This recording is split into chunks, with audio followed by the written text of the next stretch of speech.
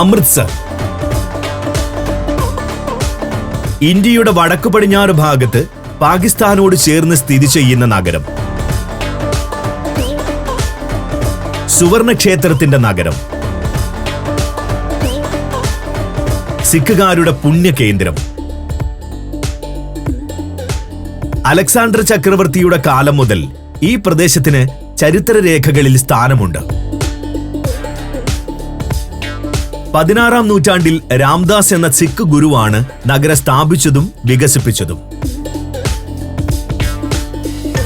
അന്ന് നഗരത്തിന്റെ കേന്ദ്രമായി ആദ്യം നിർമ്മിച്ചത് ഒരു കുളമാണ്. അതാണ് സുവർണക്ഷേത്രത്തിലെ അമൃതസരസ്. അമൃത്സർ എന്ന പേര് നഗരത്തിന് ലഭിച്ചത് അവിടെ നിന്നാണ്. പിൽക്കാലത്ത് സിഖ് വംശജരുടെ കേന്ദ്രമായി മാറി ഇവിടം. അതുകൊണ്ട് തന്നെ സിഖ് സാംസ്കാരിക സവിശേഷതകളാണ് ഈ നഗരത്തിന്റെ മുഖ്യ ആകർഷണം. അതിൽ ടൂറിസ്റ്റുകളെ ഏറ്റവും ആകർഷിക്കുന്നത് സുവർണക്ഷേത്രവും. അമൃത്സർ ആണ് ഇന്നത്തെ സിറ്റി ടൂർ ഡെസ്റ്റിനേഷൻ.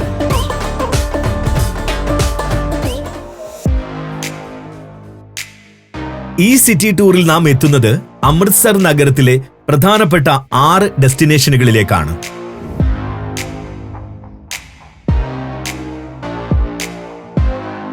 സുവർണക്ഷേത്രമാണ് ആദ്യം. തുടർന്ന് ജാലിയൻ വാല ബാഗ്,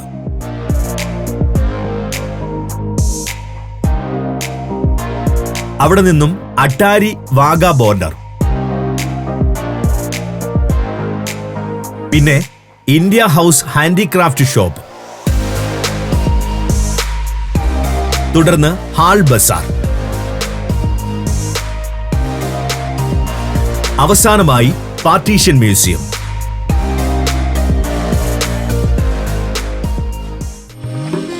നമുക്ക് സുവർണക്ഷേത്രത്തിൽ നിന്നും അമൃത്സർ കണ്ടു തുടങ്ങാം. ലോകമെമ്പാടുമായി പരന്നു കിടക്കുന്ന 2.25 കോടി സിഖ് വിശ്വാസികളുടെ മതകേന്ദ്രമാണിത്. അതിനാൽ പ്രതിദിനം ആയിരക്കണക്കിന് സിഖ് മതസ്ഥർ സുവർണക്ഷേത്രത്തിൽ ആരാധന നടത്താനെത്തുന്നു. വിശേഷ ദിവസങ്ങളിൽ നല്ല തിരക്കുണ്ടാവും ക്ഷേത്രത്തിൽ. സുരക്ഷാ കാരണങ്ങളാൽ ക്ഷേത്രത്തിന് സമീപത്തേക്ക് വാഹനങ്ങൾ കടത്തിവിടുന്നില്ല. അതിനാൽ വിശാലമായ വീതിയിലൂടെ അല്പം നടന്നു വേണം ക്ഷേത്രത്തിന് സമീപമെത്താൻ. 4 പ്രവേശന കവാടങ്ങളുള്ള ചുറ്റുമതിൽ കോംപ്ലക്സ് ആണ് ആദ്യം നമ്മുടെ കണ്ണിൽപ്പെടുക. സവിശേഷമായ സിഖ് ആർക്കിടെക്ചറിൽ രൂപകൽപ്പന ചെയ്തിട്ടുള്ള മനോഹരമായ നിർമ്മിതിയാണിത്. ഹിന്ദു, ഇസ്ലാമിക്, സാർസനിക് ആർക്കിടെക്ചറുകളുടെ ഒരു സമ്മേളനം ഇവിടെ കാണാൻ കഴിയും. ക്ഷേത്രത്തിലെത്തുമ്പോൾ ശ്രദ്ധയിൽപ്പെടുന്ന മറ്റൊരു ഘടകമാണ് അലങ്കാരങ്ങളോടുകൂടിയ വെളുത്ത മാർബിളിന്റെ ഉപയോഗം. ക്ഷേത്രത്തെ ഒരു വേറിട്ട കാഴ്ച അനുഭവമാക്കുന്നതിൽ ഇത് നൽകുന്ന പങ്ക് ചെറുതല്ല. ശുദ്ധിക്ക് സിഖ് മതത്തിൽ അതീവ പ്രാധാന്യമാണുള്ളത്. വൃത്തിയും ശുദ്ധിയും അതിന്റെ പൂർണ്ണതയിൽ ഇവിടെ നിങ്ങൾക്ക് അനുഭവിക്കാം. കൈകാലുകൾ കഴുകിയ ശേഷം മാത്രമേ ഉള്ളിൽ കടക്കാവൂ. സ്ത്രീ ആയാലും പുരുഷനായാലും തുണി ഉപയോഗിച്ച് തല മൂടണമെന്നത് നിർബന്ധമാണ്. ചുറ്റുമതിലിലെ 4 പ്രവേശന കവാടങ്ങൾ ഒരു സൂചന നൽകുന്നുണ്ട്. വർണ്ണ വർഗ അടിസ്ഥാനത്തിലുള്ള വേർതിരിവുകളൊന്നും ക്ഷേത്രത്തിലില്ല എന്നതാണത്. വിശാലമായ കവാടം കടന്ന് ഉള്ളിലെത്തുമ്പോൾ ആദ്യം കൺമുമ്പിൽ വരിക 100 കിലോഗ്രാം തങ്കത്തിൽ പൊതിഞ്ഞെടുത്ത ശ്രീകോവിലാണ്. അമൃതസരസ് എന്ന പൊയ്കയുടെ നടുവിലായി അത് പ്രൗഢിയോടെ നിലകൊള്ളുന്നു. കുളത്തിന്റെ വശങ്ങളിൽ പവലിയനും ചെറിയ ആരാധനാലയങ്ങളുമുണ്ട്. നീണ്ട ക്യൂ നിന്ന് വേണം ശ്രീകോവിലിൽ കടക്കാൻ. മതപരമായ വേർതിരിവുകൾ ഇല്ലാത്തതിനാൽ ഇവിടെ ആർക്കും പ്രവേശിക്കാം. സിഖ് മതചര്യകൾ ക്രോഡീകരിച്ച ഗുരു ഗ്രന്ഥ സാഹിബ് എന്ന പ്രമാണമാണ് ശ്രീകോവിലിലെ പ്രതിഷ്ഠ. ക്ഷേത്രത്തിൽ ഒരു വശത്തായി സിഖ് സമൂഹത്തിന്റെ ആസ്ഥാനമായ അകാൽ തഖ്ത് മന്ദിരം കാണാം. സ്വർണമകുടത്തോടുകൂടിയ ഈ കെട്ടിടമാണ് പരമോന്നത സിഖ് ആചാര്യന്റെയും കേന്ദ്രം. ഖാലിസ്ഥാൻ വിഘടനവാദ കാലത്ത് 1984 ഈ കെട്ടിടം ഇന്ത്യൻ ആർമി ബോംബിട്ട് തകർത്തിട്ടുണ്ട്. 4 നൂറ്റാണ്ട് പഴക്കമുണ്ടെന്ന് വിശ്വസിക്കപ്പെടുന്ന ഒരു മരം ക്ഷേത്രത്തിലെ കാണേണ്ട കാഴ്ചയാണ്. ചില ഐതിഹ്യങ്ങളും ഇതേ ചുറ്റിപ്പറ്റിയുണ്ട്. നിങ്ങളിൽ അത്ഭുതം നിറയ്ക്കുന്ന ഒരിടമായിരിക്കും റൊട്ടിയും ദാലും പാലും വിളമ്പുന്ന ഊട്ടുപുര. എല്ലാ വിഭാഗക്കാരും ഒരുമിച്ചിരുന്ന് ഒരേ ഭക്ഷണം കഴിക്കുന്ന അപൂർവ ഭോജനശാല. സമത്വം എന്ന സങ്കല്പം സിഖുകാർക്കിടയിൽ ഊട്ടിയുറപ്പിക്കാനാണത്രേ ആചാര്യന്മാർ ഇങ്ങനൊരു സമ്പ്രദായം തുടങ്ങിയത്. വലിപ്പച്ചെറുപ്പമില്ലാതെ വിശ്വാസികൾ തന്നെയാണ് ഇവിടെ ഭക്ഷണം ഉണ്ടാക്കാനും വിളമ്പാനും പാത്രം വൃത്തിയാക്കാനുമെല്ലാം സഹായിക്കുന്നത്. ഈ ജോലികൾ ചെയ്യുന്നത് ആരാധനയുടെ ഭാഗമായും ഇവർ കരുതുന്നു. രാത്രിയിലാണ് സുവർണക്ഷേത്രം അതിഗംഭീരമായ ഒരു കാഴ്ചയാകുന്നത്. വെട്ടിത്തിളങ്ങുന്ന സ്വർണ്ണ നിറത്തിലുള്ള ശ്രീകോവിലും അമൃതസരസിൽ ആ കാഴ്ച പ്രതിഫലിക്കുന്നതുമെല്ലാം എത്ര കണ്ടാലും മതിയാവില്ല. ആരാധനയ്ക്ക് ശേഷം ഗ്രന്ഥസാഹിബിനെ അകാൽ തഖ്തിലെ അറയിലേക്ക് കൊണ്ടുപോവുകയും അതിരാവിലെ കൊണ്ടുവരികയും ചെയ്യുന്ന ചടങ്ങുകളും ക്ഷേത്രത്തിൽ കാണാം. അതിനാൽ പകൽ കാഴ്ചകൾ മാത്രം കണ്ട് ഒരിക്കലും മടങ്ങരുത്. ഈ ക്ഷേത്രം രാത്രിയും ചടങ്ങുകളാൽ സജീവമാണ്. അതുകൊണ്ടാണ് ഗോൾഡൻ ടെമ്പിൾ ഇന്ത്യക്കാരായ സഞ്ചാരികൾ തീർച്ചയായും സന്ദർശിക്കേണ്ട ഡെസ്റ്റിനേഷനായി മാറുന്നതും.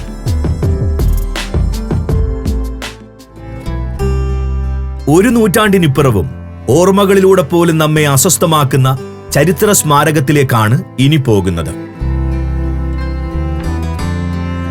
ജാലിയൻ വാലാബാഗ്. ഇന്ത്യൻ ദേശീയ പ്രസ്ഥാന ചരിത്രത്തിലെ ഏറ്റവും ദുരന്തപൂർണമായ കൂട്ടക്കൊല അരങ്ങേറിയ ചെറുമൈതാനം. സ്വാതന്ത്ര്യസമര പോരാട്ടത്തിന്റെ നാളുകൾ മനസ്സിലേക്ക് ആവാഹിച്ചു വേണം ജാലിയൻ വാലാബാഗിലേക്ക് കടന്നുവരാൻ. റൗലറ്റ് ആക്ട് എന്ന കരിനിയമത്തിൽ പ്രതിഷേധിക്കാനാണ് 1919 ഏപ്രിൽ 13 ഒരു സംഘം ആളുകൾ ഇവിടെ തടിച്ചുകൂടിയത്. ചുറ്റും കെട്ടിടങ്ങൾ തിങ്ങി നിറഞ്ഞ ചെറിയ മൈതാനമായിരുന്നു അന്നും ജാലിയൻ വാലാബാഗ്. ഉള്ളിലേക്ക് എത്താനുള്ളത് ഇടുങ്ങിയ ഒരു വഴി മാത്രം. 2-3 പേർക്ക് മാത്രം ഒരു സമയം കടന്നുപോകാൻ കഴിയുന്ന പാത. റെജിനാൾഡ് ഡയർ എന്ന ക്രൂരനായ ബ്രിട്ടീഷ് ജനറൽ ഈ വഴി അടച്ചാണ് 90 സൈനികർ ഉൾപ്പെട്ട സംഘത്തെ നിറത്തോക്കുകളുമായി അണിനിരത്തിയത്.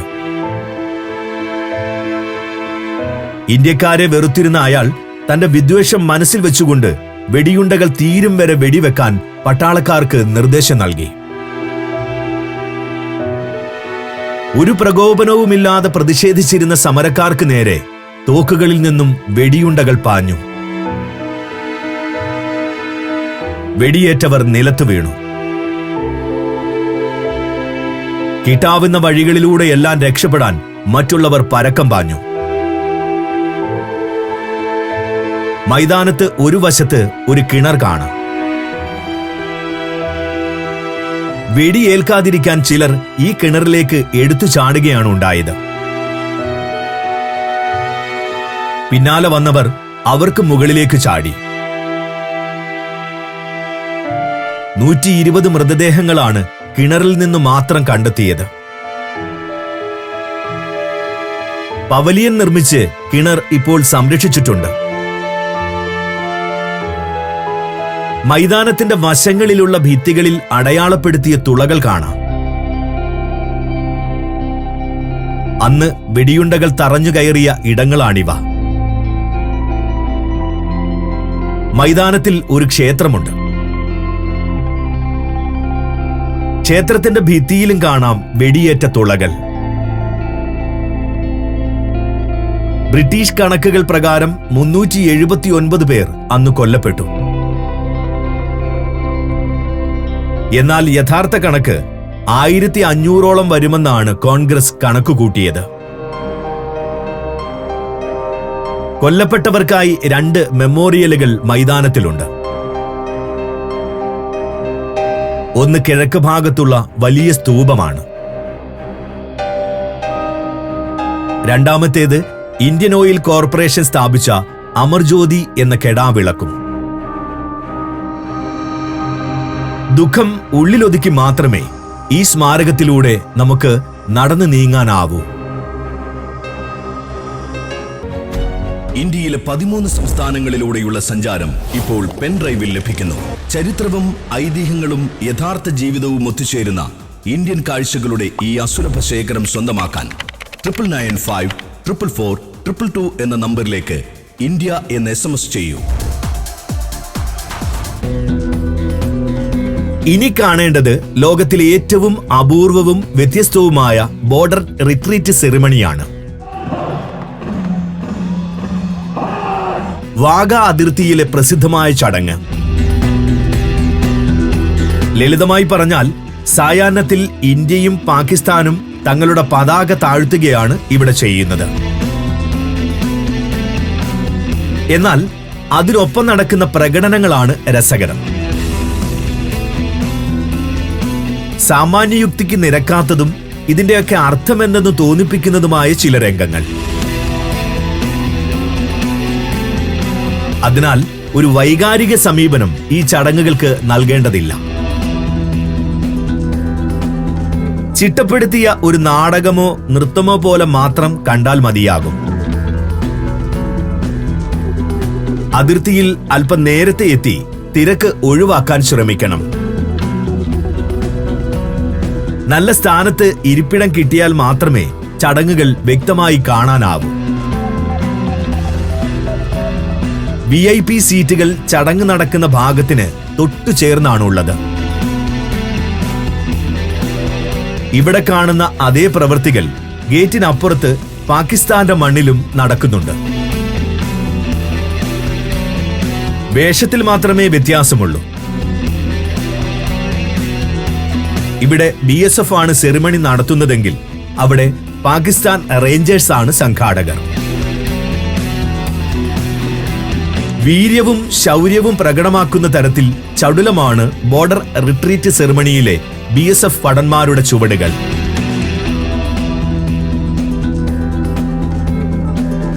കാലുകൾ ശക്തമായി തറയിൽ ചവിട്ടി നടന്നു വന്ന് ശിരസിൽ മുട്ടും വിധം കാലുയർത്തി താഴ്ത്തി പാകിസ്ഥാൻകാരുടെ നേരെ നോക്കി മീശ പിരിച്ചും മുഷ്ടി ചുരുട്ടിയും ചില ആംഗ്യങ്ങൾ കാണിക്കുന്നു.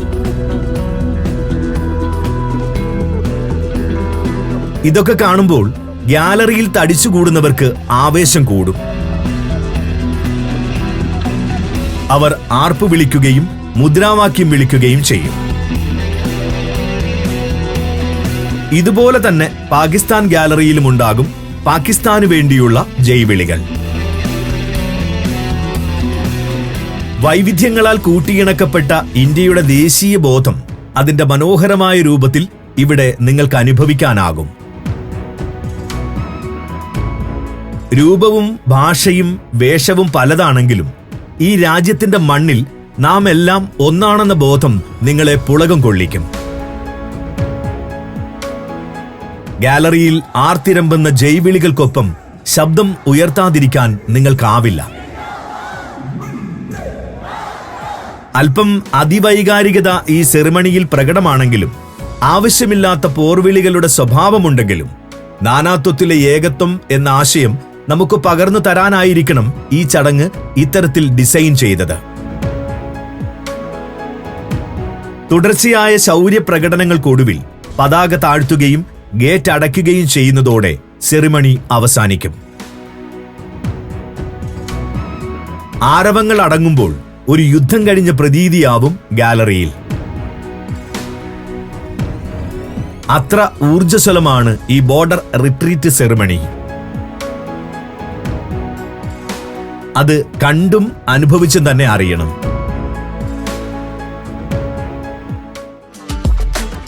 ഇനിയൊരു ഹാൻഡിക്രാഫ്റ്റ് ആൻഡ് ആന്റിക് പ്രദർശന കേന്ദ്രത്തിലേക്ക് പോകാം. India house. ഇതൊരു സ്വകാര്യ സ്ഥാപനമാണ്. പുരാവസ്തു ശേഖരണവും വിപണനവും തൊഴിലാക്കിയവർ നടത്തുന്ന ഷോപ്പ്. എന്നാൽ ഒരു ആന്റിക് ഷോപ്പിന്റെ രൂപഭാവങ്ങളല്ല ഇന്ത്യ ഹൗസിനുള്ളത്. 1 നൂറ്റാണ്ടോളം പഴക്കമുള്ള പഞ്ചാബി മാളികയിലാണ് വിൽപ്പന കേന്ദ്രം ഒരുക്കിയിട്ടുള്ളത്. ഈ വീട് തന്നെ ഒരു കാഴ്ചയാണ്. പരമ്പരാഗത പഞ്ചാബി വീടുകളുടെ ഒരു മികച്ച മാതൃക. ഇടുങ്ങിയ ഇടനാഴികളും മുറികളും ഭിത്തികളിലെ അലങ്കാരങ്ങളുമെല്ലാം തനത് പഞ്ചാബി ശൈലിയിൽ തന്നെ. ഇവിടെ പുരാവസ്തുക്കളും കരകൗശല വസ്തുക്കളും പ്രദർശിപ്പിച്ചിട്ടുള്ളതും വ്യത്യസ്തമായാണ്. ഒരു വീട് അലങ്കരിക്കും പോലെ അവയങ്ങനെ അടുക്കിയിരിക്കുകയാണ്. ശില്പങ്ങളാണ് ഭൂരിഭാഗവും. പഞ്ചാബിലെ ഗ്രാമങ്ങളിൽ സ്ത്രീകൾ നെയ്തെടുത്ത തുണിത്തരങ്ങളാണ് ഇന്ത്യ ഹൗസിലെ മറ്റൊരു പ്രധാന ഐറ്റം. നിറപ്പകിട്ടാർന്ന ചിത്രപ്പണികളോടുകൂടിയ ഷോളുകളും മറ്റും കാഴ്ചയിൽ അതിമനോഹരമാണ്. പഞ്ചാബി കാർപ്പറ്റുകളുടെ വലിയൊരു ശേഖരമുണ്ട് ഇവിടെ. കാർപ്പറ്റ് നിർമ്മാണം ലൈവായി പ്രദർശിപ്പിക്കുകയും ചെയ്യുന്നു.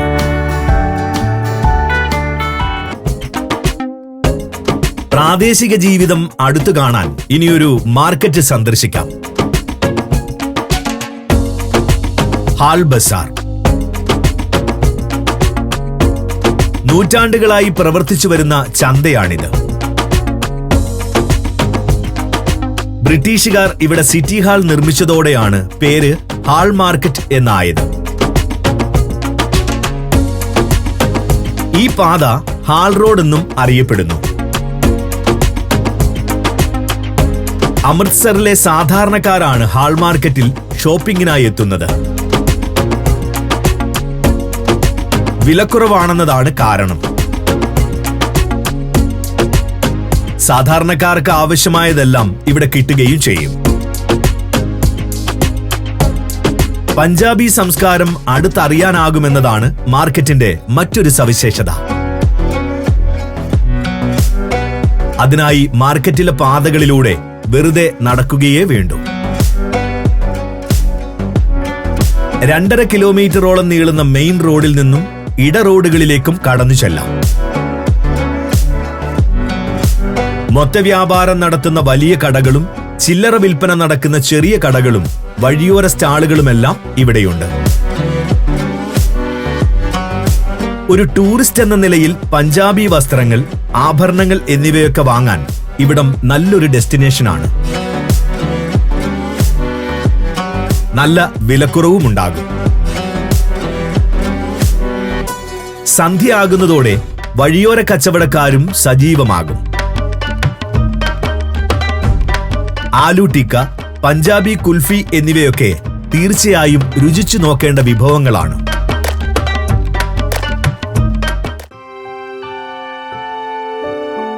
വിഭജനകാലത്തിന്റെ ചരിത്രം പങ്കുവെക്കുന്ന പാർട്ടീഷൻ മ്യൂസിയമാണ് അമൃത്സറിലെ നമ്മുടെ അവസാന ഡെസ്റ്റിനേഷൻ. ലോകം കണ്ട ഏറ്റവും വലിയ അഭയാർത്ഥി പ്രവാഹത്തിന്റെ ഓർമ്മകൾ പങ്കുവെക്കുന്ന പ്രദർശനം. വിഭജനം കൊണ്ടുണ്ടായ ദുരിതങ്ങൾ ഏറ്റവും അധികം ഏറ്റുവാങ്ങിയ നഗരങ്ങളിലൊന്നാണ് അമൃത്സർ. മതാടിസ്ഥാനത്തിൽ ഈസ്റ്റ്, വെസ്റ്റ് എന്നിങ്ങനെ പേരിട്ട് വിഭജിച്ചത് പഞ്ചാബ് മേഖലയെയായിരുന്നു. സ്ഥാനം ലാഹോറിലേക്കുള്ള പ്രധാന പാതയിലായിരുന്നതിനാൽ നഗരത്തിലൂടെ ഇരുവശത്തേക്കും ജനങ്ങൾ ഒഴുകി. അതേ തുടർന്ന് സംഘർഷങ്ങളും ആക്രമണങ്ങളും ഇവിടെ പൊട്ടിപ്പുറപ്പെടുകയും ചെയ്തു. ഒരു ജന്മം കൊണ്ട് നേടിയതെല്ലാം ഉപേക്ഷിച്ച് പലായനം ചെയ്യുകയെന്നത് അന്ന് ആർക്കും ചിന്തിക്കാൻ പോലും കഴിയുന്ന കാര്യമായിരുന്നില്ല. പക്ഷേ മുന്നിൽ മറ്റു വഴികളുണ്ടായിരുന്നുമില്ല. വർഗീയ കലാപങ്ങൾ ഉത്തരേന്ത്യയിലെങ്ങും പടർന്നിരുന്നു. കൊള്ളയും കൊലയുമെല്ലാം നിർബാധമരങ്ങേറി. പുരാവസ്തുക്കളിലൂടെയും ചിത്രങ്ങളിലൂടെയും പാർട്ടീഷൻ മ്യൂസിയത്തിൽ ആ കഥകൾ അവതരിപ്പിച്ചിട്ടുണ്ട്. പെട്ടെന്നൊരു നാൾ അന്യരായ ജനങ്ങളുടെ മാനസികാവസ്ഥ കാഴ്ചക്കാരിലേക്ക് എത്തിക്കാൻ ഇവിടെ ശ്രമിച്ചിരിക്കുന്നു. വിഭജനത്തിന്റെ ഭീകരാവസ്ഥ സൂചിപ്പിക്കുന്ന ധാരാളം ചിത്രങ്ങളും പത്രക്കട്ടിങ്ങുകളും രേഖകളും പ്രദർശനത്തിലുണ്ട്. അപൂർവമായ ബ്ലാക്ക് ആൻഡ് വൈറ്റ് വീഡിയോകളാണ് മറ്റൊന്ന്. ഇതിൽ പലതും ഹൃദയഭേദകവുമാണ്. വൈവിധ്യങ്ങളുടെ നാടാണ് ഇന്ത്യ. ആ വൈവിധ്യത്തിന്റെ ഏറ്റവും മികച്ച ഉദാഹരണങ്ങളിൽ ഒന്നാണ് വടക്കു പടിഞ്ഞാറെ ഇന്ത്യയിലെ സിഖ് ഭൂരിപക്ഷ മേഖല. സംസ്കാരത്തിലും വിശ്വാസങ്ങളിലും ജീവിത രീതിയിലും കാഴ്ചപ്പാടിലുമെല്ലാം വേറിട്ട് നിൽക്കുന്നൊരു ജനത. സിഖ് സമൂഹത്തിന്റെ ആവിർഭാവത്തിനും വികാസത്തിനും സാക്ഷിയായ നഗരം എന്ന നിലയിൽ അമൃത്സറിന് ഇന്ത്യൻ ചരിത്രത്തിൽ നിർണായക സ്ഥാനമുണ്ട്. ഇന്ത്യൻ ദേശീയ പ്രസ്ഥാനത്തിൽ നിർണായക വഴിത്തിരിവ് സൃഷ്ടിച്ചത് ജാലിയൻ വാലാബാഗിൽ വെടിയേറ്റു വീണ നൂറുകണക്കിന് മനുഷ്യരാണ്. വിഭജനകാലത്തിന്റെ ഭീതിപ്പെടുത്തുന്ന ഓർമ്മകൾ നശിക്കാതെ ഒരു തലമുറ ഈ നഗരത്തിൽ ഇന്നുമുണ്ട്. ഖാലിസ്ഥാൻ വിഘടനവാദവും അമൃത്സറിന്റെ തെരുവുകളെ ഒരു കാലത്ത് നിശ്ചലമാക്കുകയുണ്ടായി. എന്നാൽ ഇന്ന് സമാധാനത്തോടെയും സഹവർത്തിത്വത്തോടെയും ജീവിക്കുന്ന ഒരു ജനസമൂഹം നഗരത്തെ മുന്നോട്ട് നയിക്കുന്നു. സാംസ്കാരിക നേട്ടങ്ങളും രാഷ്ട്രീയ ചരിത്രവും ഇവിടേക്ക് ധാരാളം വിനോദസഞ്ചാരികളെ ആകർഷിക്കുന്നുണ്ട്. ഒരു യാത്രികൻ എന്ന നിലയിൽ ഈ നഗരം നിങ്ങൾക്ക് പൂർണ്ണ സംതൃപ്തി നൽകുമെന്നത് തീർച്ചയാണ്.